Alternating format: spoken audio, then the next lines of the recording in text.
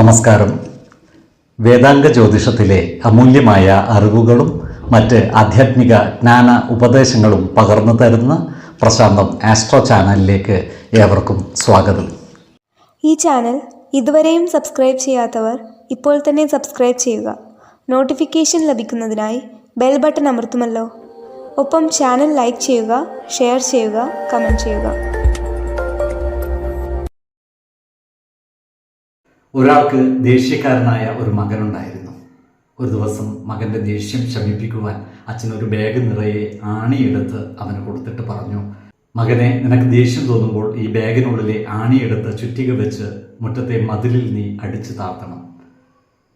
ആദ്യ ദിവസം തന്നെ കുട്ടി 30ഓളം ആണികൾ ചുറ്റിക കൊണ്ട് അടിച്ചു താഴ്ത്തി. പിറ്റേ ദിവസം അവന് ആണി അടിക്കുന്നതിൻ്റെ എണ്ണം കുറയാൻ തുടങ്ങി. പിന്നെ ആണി അടിക്കുക എന്നുള്ളത് അവനൊരു വിഷമമായി മാറി. അവൻ ദേഷ്യം കുറക്കാൻ തുടങ്ങി.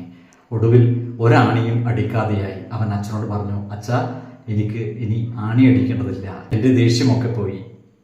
അപ്പോൾ അച്ഛൻ പറഞ്ഞു, മകനെ, ഇനി നീ അങ്ങനെയാണെങ്കിൽ അടിച്ചു കയറ്റിയ ആണി അടുത്ത ദിവസം മുതൽ എടുക്കാൻ ശ്രമിക്കുക.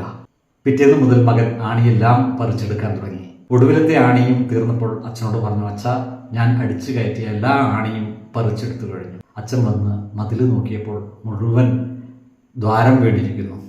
അച്ഛൻ പറഞ്ഞു, മകനെ, ഇങ്ങനെയാണ് നിനക്ക് ദേഷ്യം തോന്നിയപ്പോൾ നീ ആളുകളോട് പറഞ്ഞ വാക്കുകൾ അത് തിരിച്ചെടുക്കാൻ സാധ്യമല്ല. അവിടെ വലിയ തുളകൾ ഈ ആണികൾ ഉണ്ടാക്കിയതുപോലെ ആ മുറിവുകൾ നമുക്ക് ഉണക്കാൻ സാധിക്കില്ല. അതുകൊണ്ട് ദേഷ്യപ്പെടുന്നത് ഒഴിവാക്കുക.